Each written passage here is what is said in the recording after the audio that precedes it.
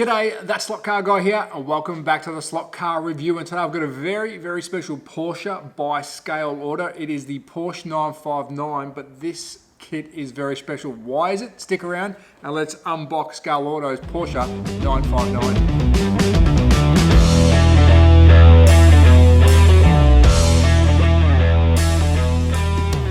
So welcome back to the Slot Car Review, and yes, I've gone Scaleauto, but boy do I have a really cool white kit by them. It is a Porsche, it's a 959, but you're probably thinking, Trav, there's plenty of white kits out there, but this is a Rally Raid edition, and when you see the chassis, you'll see why this car is so unique, and I believe they're becoming quite collectible. So if you do find one of these by Scaleauto, grab them because they are collectible. I'm a Porsche fan, no brainer for me. I've had this for many years and I thought it's about time I do a proper review on it. So let's take a close look at the box. How did you receive it? Of course, Scaleauto, if you don't know them, check them out. They are amazing. But straight into it, let's have a look. There's a nice big clear window here showing off the Porsche 959, and yes, it is a white kit, so this might not be for everyone, meaning you do have to finish a lot of the detail off on the car yourself, and it comes unpainted with no decals.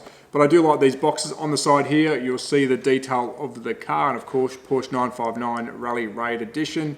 Around to the other side, some more Scaleauto writing, and on the back, some information in multiple languages, and a little bit of a CAD stylish drawing of the chassis itself. So let's take a closer look. Let me show you why I believe this thing is unique. Unfortunately, it's not a complete kit. I am missing some screws, so I will try and do a hot lap with this thing. I'll try and screw the chassis and the shell together. I won't put all the parts together because I don't want to damage it, but let's see if we can get a hot lap out of it. But let's dive in and have a look at the unboxing, then the chassis itself. So let's dive into the unboxing because there is a fair few parts and pieces in this kit to complete the model car itself. And if you're thinking this might be out of your league and you're only new at building slot cars, well, this is pretty much like a very basic Revell or Tamiya model kit. The best thing about these kits is you're getting a plastic model kit and a slot car. So the first bag, you have some photo etched parts with some brake discs, some windscreen wipers and a couple other finer details. So there is some fiddly parts, but don't let this scare you off because they are quite easy to do. And I'm not the greatest at these, but if you're a collector, these are perfect. Next bag is your driver and notes reader. So 2 people go in this car.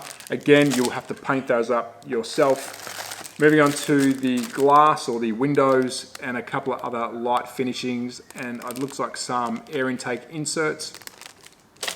And the last baggie contains some interior work, so your roll cage, your dash, looks like your internal of your cockpit itself, and your rim inserts. Again, you'll have to paint all these up. Now let's take a closer look at the shell itself, and unfortunately this shell has seen some sun, a little bit of yellowing on top, but once you paint and prime, this will come up perfectly. But I think that's a really well done 959. Of course, there's some parts missing on the back, which you will complete with your kit. Am I going to build this? I don't think I will. I believe these are quite collectible now, but a very nice looking 959 on the inside. Again, if you're an experienced slot car builder, this is just like building a model kit.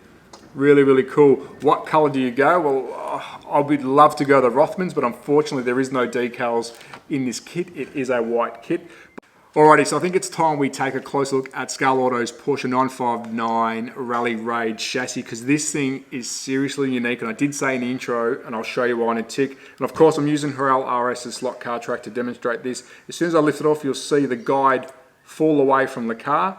And as you can see, it is spring loaded. So let's take a close look at that and have a quick discussion about the guide arm itself. Very big guide arm, and there is your guide. Now this car is designed to take on very hard terrain tracks and some jumps. So if you do go off a jump, you would hopefully hit the jump, it'll come off and then land back down and continue on its way.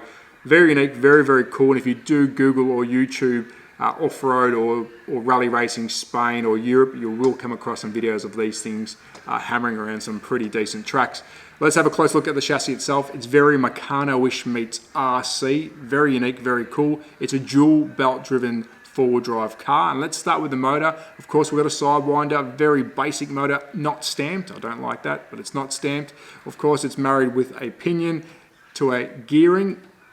Now from this gearing, there is a belt that runs behind the main gearing, which drives the back wheels. So this is four-wheel drive, and I'll quickly show that. It drives the back wheels. As you can see, the gearing moving. Now, of course, this main gearing is connected to this middle shaft, which goes straight through the center, which comes up to this belt-driven disc, and there is a secondary belt that is run to the front wheels. So there we go. Once they spin, all 4 wheels now spin. Very unique four-wheel drive system. We do have four-wheel drive slot cars today. SRC makes them, but that is very unique. A dual belt-driven four-wheel drive system. Really, really cool. Suspension is spring-loaded, of course. This is a rally car, and as you can see, very, very good travel. I absolutely love this car. It's not good for my track, but we'll try and get a hot lap out of it. Move around to the rear, and of course, there we go again. Spring-loaded rears. And then underneath, have a quick look at how it looks from the underside. Of course, there is no magnets, there is no weights in this thing, but a very unique looking chassis. And let's have a close look around the motor, just have a look at the workings of this thing, because it is very, very cool. So there you go. Quite unique, quite fancy. Is it going to go good on my track? I don't think so, but let's try anyways. My kit is missing some screws, so unfortunately I don't think I'm going to have enough body weight on this car to get around my track, but let's try it anyways and see if I can get 5 laps out. If not, let's just take it for a spin around my track anyway. So let's hit the track and see if this thing pops monos, rolls, or even gets around cleanly. So before I attempt the hot lap, I do want to show you how this thing takes off. I've put the shell on the chassis. Yes, it looks like a 959 gasser or a monster truck, but I do want to show you how aggressive this thing takes off. It's got no weight in the rear end. There is no magnets or weights in it, but take a look at this. Let's see if we can get around the track. Let's have a look how this thing takes off. I don't like our chances, but let's go for a hot lap.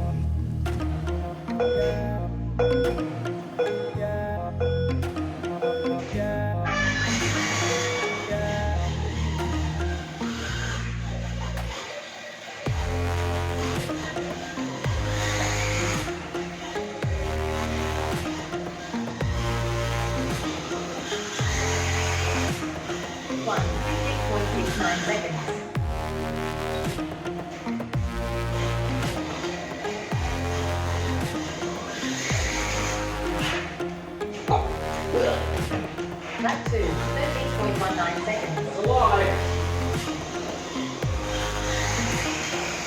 Lap 3, 7.10 seconds. Alive.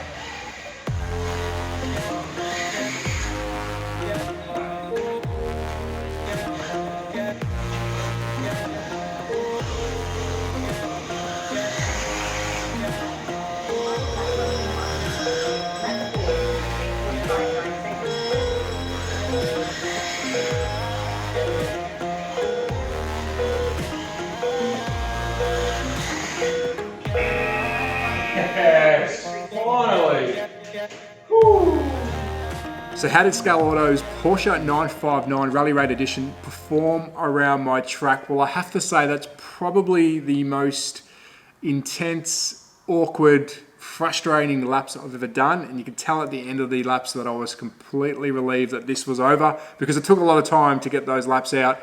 And I'm still surprised I got 4 and a bit laps out of this car. The main problems for my track is it's not a rally track, it's a race track. I've got bank corners. This car is very light as is, and of course once you finish it off it may get a little bit heavier, but there is no weights in this car, and this guide arm makes it want to take off like a gasser or a drag car, which makes it really, really hard to keep the traction down. Plus the bouncing effect of this, it takes the guide out of the slot, so the connection with the track and the car isn't the greatest on my track. This is designed to go over bumps.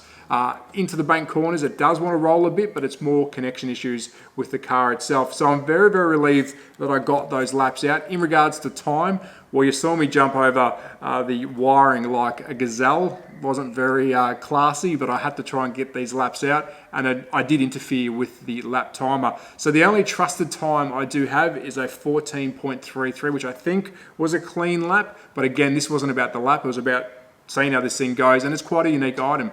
Do I recommend this car? Yes. If you're a collector or a Porsche 959 or a Porsche collector and you collect slot cars, this is a no-brainer, because I think these are going to be quite collectible in time, and they are quite hard to find. Will I paint this up? Probably not. I don't have the skill to do the justice on this job. I'll love to see a Rothman's livery on this, but I don't have the skill to do that, and or the decal or the paint to finish that off. So I won't be attempting a paint job on this. But hit the comments. Have you got one? Have you painted one? Should I put some slicks on it and try and do a proper hot lap? I mean, it could be a future video. But as always, at That Slot Car Guy on Instagram and YouTube. Thank you everyone for your support. The channel's going great. I do like showing you guys some different things. Did you like this car? Let me know in the comments. But as always, take care, be safe, ciao.